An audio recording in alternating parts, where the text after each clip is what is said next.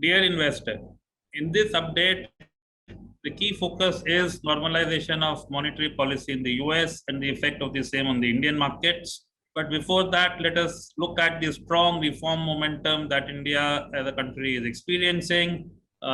Important thing is, while the first phase of reforms, stuff like GST, RERA, and DeMon, did disrupt the industry for some time, and maybe it was essential and structural, but all of the new reforms are reforms which are immediately favorable to the industry. Seek to improve investment confidence and are meant to catalyze growth. In the past period itself, we have seen, issue of retrospective taxation getting solved. That goes a long way in improving India as an investment destination. Telecom sector issues have been addressed. At least the players have now got a 4 year window to sort things out. Bad Bank has got a cabinet approval. This should let banks to focus on business rather than focusing on sorting the bad debt mess, which should be overall good for the economy. PLI continues to be rolled out across more sectors. We saw it getting rolled out in the areas of autos and drones, for example. On privatization front, the disinvestment of Air India is around the corner, and a new 6 trillion pipeline got announced in the last period. So momentum across the spectrum. Obviously, with all of these reforms behind us, done in a short period of time, the market celebrated. Indian markets did better than others, and now we are the sixth largest market globally in terms of market cap. On the COVID front, as yet, we have got COVID under control. While a third wave is expected from November onwards, but as of now, we seem to be doing better than other countries. And more importantly, we have done this with the government keeping fisc under control. Quarter one fiscal deficit is the 8 year low of 2.7 lakh crores and just 18.2% of budget estimates for 22. Tax collections are buoyant. With other countries, very, very clearly, our situation is significantly better than other countries. And other countries will need to course correct, and that will have some economic pain. We should do just fine. Our forex reserves are all-time high. Current account deficit is under control and should continue to be so, especially with buoyancy in software exports. Liquidity in the banking system stays good. Borrowing rates are now at all-time lows. So in short, Indian economy is doing quite well, and we are in a great position to tackle taper, which is expected, according to us, from November, December period of this year. Now here there are a few thoughts.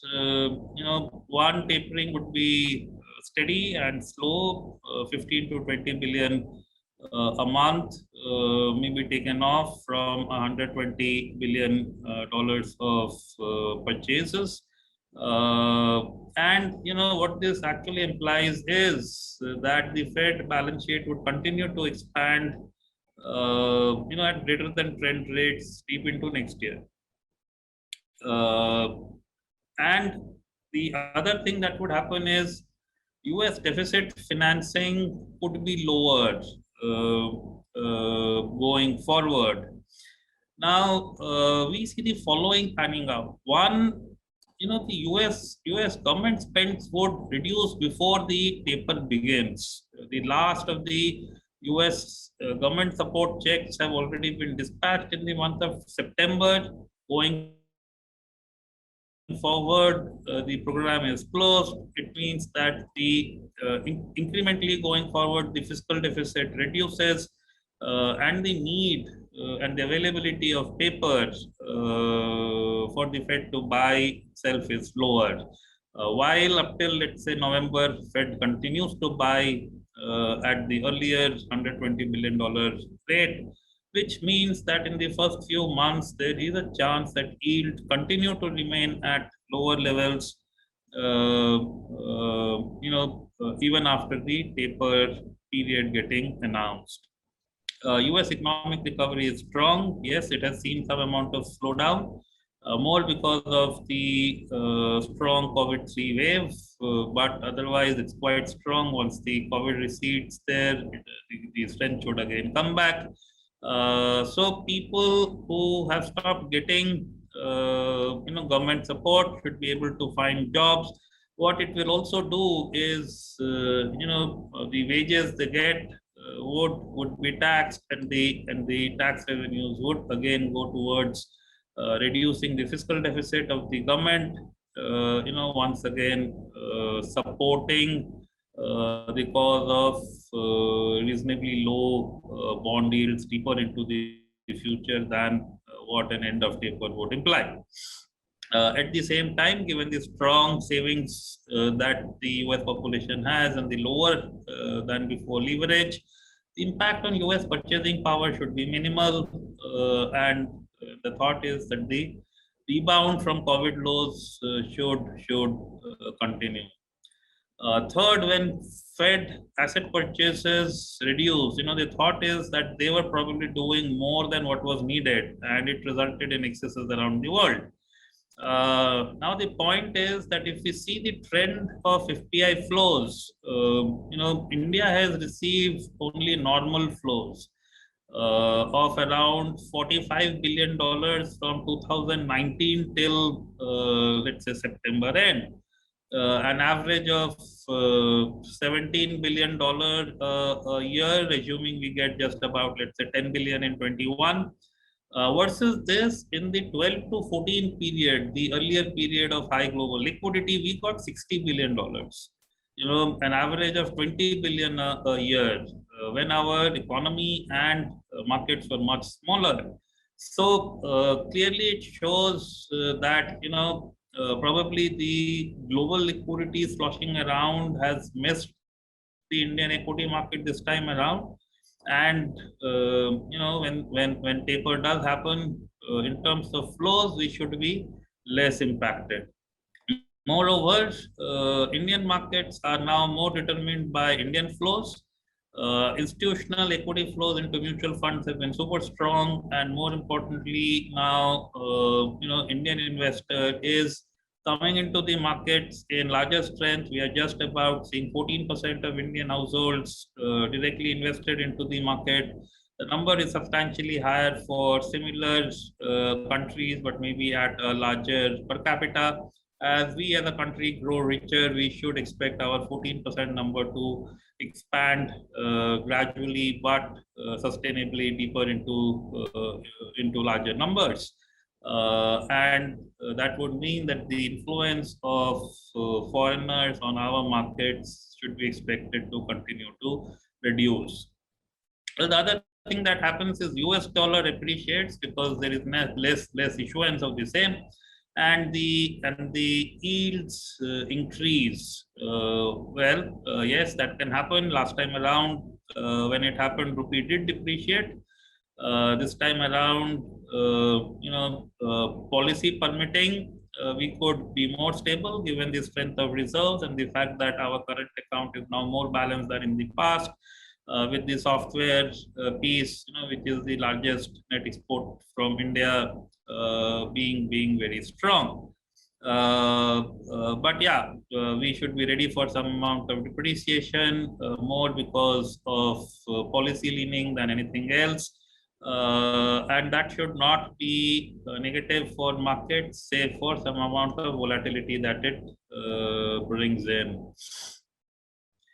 On the yield side, yes, last time around when it happened, we did see a sharp increase in yields for 1 year, but that was about it. In 2013, after that, yields declined. In fact, the good thing, the larger picture is that our inflation differential with the West is reducing. Hence the yield differentials should narrow. Over last 10 years, we have seen it narrow by around 1.5%. Going forward, and we have made this point in the past several videos, that we do expect it to converge more. One good thing that will happen and will provide a lot of flows into India is inclusion of Indian bonds in two major global indices, by some measures in the beginning of 22, by some measures towards the end of 22, and that could bring in passive flows of 35 to 40 billion dollars. This is large in the context of Indian economy. These are stable flows. Once they come in, the move would be, $5-10 billion a year. The bulk will stay in. That is the expectation, and whatever less liquidity we get on account of taper, I think this will more than make up for it, and great chances that domestic yield stays soft. Coming down to the impact on the Indian market, once again recapping a bit, Indian government finances are in very good health, buoyant tax revenues, and hence estimated supply of government paper could be lower than expected. This would provide room to RBI to keep interest rate low and adjust them according to the needs of the economy rather than being influenced by what is happening globally. At the present, liquidity in the system is high, and banks are regularly parking large amounts with the RBI. Second, Fed balance sheet, like we noted, could continue to expand even as a percentage of their economy for a considerable period of time going forward. And my sense is that it will start to contract only as the paper that it has bought starts to get redeemed. And as the Fed continues to expand balance sheets, maybe at slower levels, it still provides a lot of room to other economies to expand their balance sheets also at higher than trend rates. In 2013 and 14, which was the period of last taper, got announced in May of 13, and then I think September is when it started off. Well, in both of these years, FPIs were strong buyers in Indian equities, and equities still delivered positive returns. However, in 2018, when Fed balance sheet first shrunk, that was the time when the balance sheet shrunk. It did impact our returns as well, and FPIs were sellers. Now, while once we are looking at these kind of data, there does get some amount of correlation that gets established, but my sense is that domestic factors were a bigger reason for our market behavior than offshore. In that period, performance of our market got impacted on account of banking sector issues, which surfaced from 2015, for example, demonetization in 2016, IL&FS crisis in 2018, which impacted liquidity. Those things could have impacted us much more than what taper did. And this time around, really speaking, with all the experience of handling the last taper, the impact would be very, very limited. And also because this time around, the direction of the Indian market is more on account of domestic flows, which are likely to sustain. In any case, the period of taper and beyond, has seen high quality free cash flow generating businesses continuing to do well. This is the part we focus on towards delivering preservation and growth to our investors. It helps that in such periods, typically the commodity part softens and the margins of commodity users with pricing powers hence expands. As the table shows, companies in this space continue to deliver strong price performance even in the period of taper. This is the part of the market we focus on, and hence we do believe our portfolios, our investors should continue to do reasonably well. On the valuation front, we believe that the market levels are sustainable. A combination of strong growth in index EPS seen in financial 21 and expected in financial 22, aided by lower discount rate, interest rates have declined, are making the index levels very, very sustainable.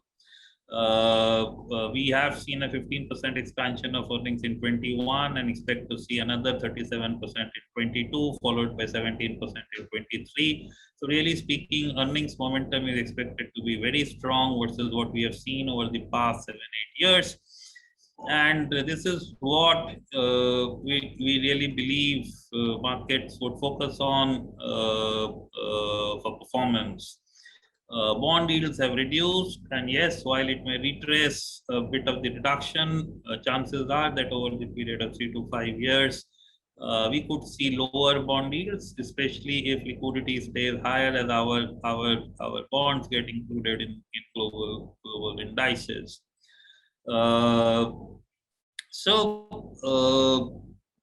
We do believe that now in the month of September, we are looking at already 23 earnings.